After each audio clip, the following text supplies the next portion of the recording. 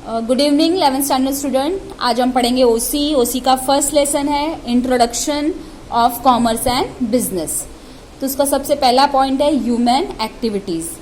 ठीक है, तो ह्यूमन एक्टिविटीज दो तरह की होती है, एक होती है नॉन इकोनॉमिक और एक होती है इकोनॉमिक। नॉन इकोनॉमिक मीन्स जो पैसे से रिलेटेड नहीं होती, done without monetary reward, done to satisfy personal or social religious requirements. For example, teacher teaching her son, serving people, cooking by mother. तो ये कुछ ऐसी सर्विसेज हैं जिसमें आप काम तो करते हो लेकिन आपको बदले में कोई पैसा या कोई सैलरी या कोई प्रॉफिट या कोई वेजेस नहीं मिलता। That is non economic activity. जैसे एक टीचर अगर अपने बच्चे को पढ़ाएगी तो उनको उसका कोई रिटर्न नहीं मिलेगा, उनके वो अपने बच्चे से फीस नहीं लेंगी।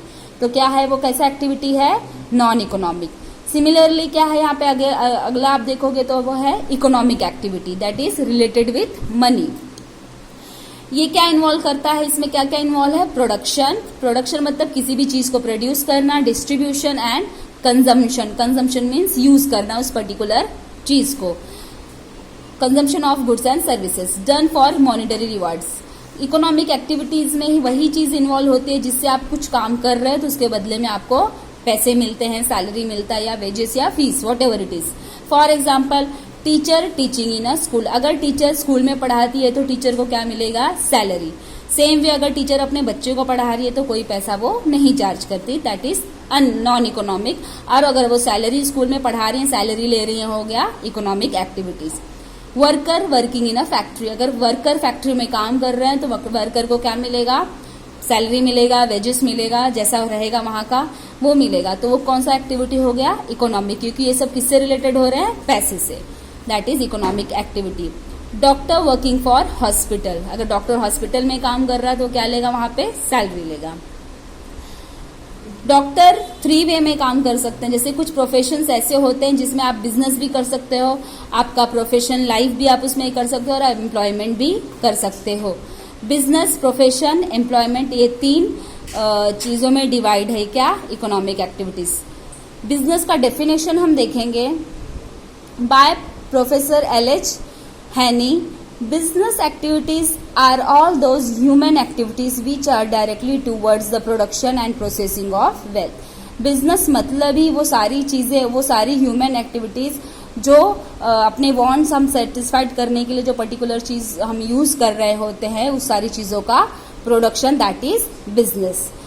सिमिलरली दूसरे प्रोफेसर जो है ह्यूज और कपूर, उनके हिसाब से the organised effort of individuals to produce and sell a profit the goods and services for that satisfy the society's needs. यह बिजनेस एक ऐसा ऑर्गेनाइजेशन है जो क्या करते, कोई भी इंडिविजुअल्स, कोई भी अकेला इंसान कुछ चीज को प्रोड्यूस कर रहा है, कोई चीज प्रोडक्शन कर रहा है उसका या मैन्युफैक्चर कर रहा है, क्यों, क्योंकि वो उसको बेच के क्या कमा सकेगा, प्रॉफिट, और उसको बेच के प्रॉफिट कमाएगा, बट उस पर्टिकुलर चीज से सामने वाले की क्या होगी, नीड पूरी होती है। ओके कि जो भी चीज जैसे हम यूज करते हैं तो वो जो भी चीज आप, जैसे आप स्टूडेंट हो तो आप पेन पेंसिल यूज करते हो तो दैट मीन्स पेन पेंसिल का प्रोडक्शन होता है। तो जो प्रोडक्शन करने वाला इंसान है वो इसी नेचर से वो प्रोडक्शन कर रहा है ताकि वो उसे बेच के क्या मिले, उसे प्रॉफिट मिले। और आप जब खरीदते हो तो आप अपनी वांट, अपनी नीड, अपनी जरूरत क्या करते हो, सेटिस्फाइड करते हो उससे लिख के। ठीक है, आफ्टर दैट क्या है, features and characteristic of business. Okay, तो फर्स्ट पॉइंट क्या है, continuity in dealings. Every business requires regularity in transaction. Regularity मतलब डेली, मतलब कोई भी बिजनेस आप कर रहे हो तो डे टू डे का उसमें ट्रांजैक्शन होना जरूरी है। अगर आप डे टू डे ट्रांजैक्शन नहीं हो रहे मतलब आपका बिजनेस वो वर्क नहीं कर रहा है। अनसर्टन रिटर्न्स, ठीक है, अनसर्टन मतलब जो फिक्स नहीं होता, कभी भी हाई हो सकता है, लो हो सकता है या नीचे भी जा सकता है। The returns are never predictable or guaranteed. It may earn profit or suffer a loss. ठीक है, अगर आप बिजनेस कर रहे हो तो आप अपना प्रॉफिट कभी प्रेडिक्ट नहीं कर सकते, कभी ऐसा आप अंदाजा नहीं लगा सकते कि मुझे दिन का 1000 रुपए का प्रॉफिट होना ही चाहिए।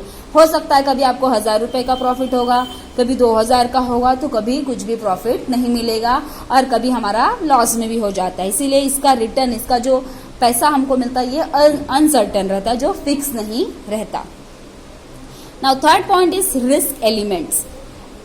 Exposure to loss due to some unfavorable and undesirable events. Intensity of risk can be minimized but can't be avoided.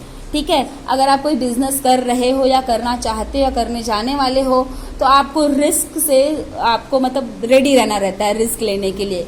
For example जैसे अगेन मैंने बोला कि आप बिजनेस करने जा रहे हो, आपने कपड़े की शॉप खोल ली, आपका बिजनेस काफी अच्छा खासा चल रहा है, सब अच्छे से चल रहा है, अच्छा प्रॉफिट आप कमा रहे हो, बट कुछ भी हुआ, जैसे बारिश, एक रात बहुत ज्यादा बारिश हो गई, नेक्स्ट डे सारा पानी आपके दुकान में घुस गया, आपका पूरा कपड़ा खराब हो गया. मतलब क्या हुआ, उतना चीज का आपको क्या हो गया, लॉस हो गया. तो ऐसे रिस्क हमेशा हमको अपने बिजनेस में लेके चलना पड़ता है कि कभी भी कुछ भी हो सकता है. आप रिस्क कम कर सकते हो लेकिन आप उनको अवॉइड नहीं कर सकते. वो हो सकता है कभी भूकंप आ गया, पूरा दुकान हमारा गिर गया, तो भी क्या हुआ, हमको लॉस हुआ, राइट. तो आप उसको अवॉइड नहीं कर सकते. हाँ, हम कम कर सकते हैं. जब हमें पता है कैसा कंडीशन है क्लाइमेट का, तो आप अपनी चीजों को सेफ जगह रख दोगे तो आपका लॉस क्या होगा, कम होगा. Now fourth point is satisfaction. Satisfying the consumer by providing quality product and services at a reasonable price. For example जैसे आपने शॉप खोली है, अपनी अच्छी खासी शॉप खोली, अच्छा खासा सब उसका आपने सब करके रखा, एसी लगाया, अच्छा खासा उसका लाइटिंग वाइटिंग किया है, लेकिन अगर आप क्वालिटी प्रोडक्ट्स नहीं रखोगे तो आपका कोई भी कस्टमर एक बार आएगा, दोबारा नहीं आएगा. दैट मीन्स अगर आप कुछ कर रहे हो तो आपको अपने कस्टमर को पूरी तरह से सेटिस्फाइड करने के लिए आपको उसको बेस्ट क्वालिटी देना होता है और एक रिजनेबल प्राइस में. अगर आप अच्छी चीज दे रहे हो बट उसका प्राइस हाई है तो भी कस्टमर आपके पास एक बार आएगा, दोबारा नहीं आएगा.